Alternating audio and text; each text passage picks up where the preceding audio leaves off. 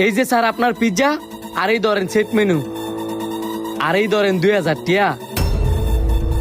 1000 টিয়া আপনি খাবারের বিল দিবেন, আর বাকি যে 1000 টা থাকবো ওইটা আমার বকশিস দিবেন। ভাই আপনি মাথা মতো কি ঠিক আছে? আমি এই রেস্টুরেন্ট খাইতে মাইছি, খাবারের বিল আমি এনে দিমু, তা না করে উল্টা আপনি আমার 2000 টাকা দিয়া কইতাছেন।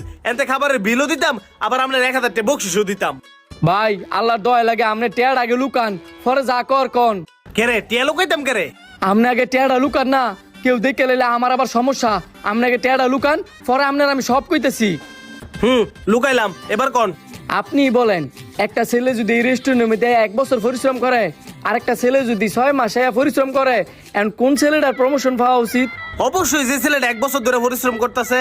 অথচ দেখেন এই রেস্টুরেন্টের মধ্যে যে ছেলেটা 6 মাস পাইছে, এরা নাকি ম্যানেজার বানাইবো কইতাছে। এটা কি ঠিক?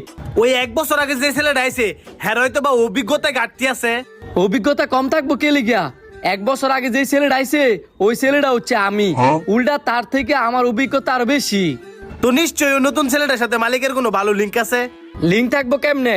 এই যে আমি 1 বছর ধরে আছি, মালিকে একদিনও রেস্টুরেন্ট আসে নাই, তবে শুনছি আজকে নাকি আসবো। তো আপনাদের এই রেস্টুরেন্টের মালিক আসলে ওনার বিষয়টা খুলে বলবেন। বইলা কোনো লাভ নাই স্যার, আজকে আইসা সকল কাস্টমারে জিজ্ঞাসা করবো যে এই রেস্টুরেন্টের কোন স্টাফের আচার আচরণ ভালো, যেই ছেলে আচার আচরণ ভালো তারই ম্যানেজার বানাইবো। তাইলে তো ভালোই, আপনি এত টেনশন নিতেছেন কে লিগা? আর আপনি না বলেন আপনার অভিজ্ঞতা অনেক বেশি। অভিজ্ঞতা বেশি হইলেও কিছু করার নাই।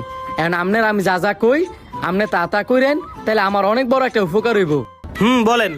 বেশি কিছু না, আপনি খাবারটি খাইয়া শুধু মালিকের সামনে আমার 1000 টাকা বকশিস দিবেন, যাতে মালিক মনে করে আমার আচার আচরণ অনেক ভালো, যেই কারণে আপনি খুশি হইয়া আমার 1000 টাকা বকশিস দিতেছেন।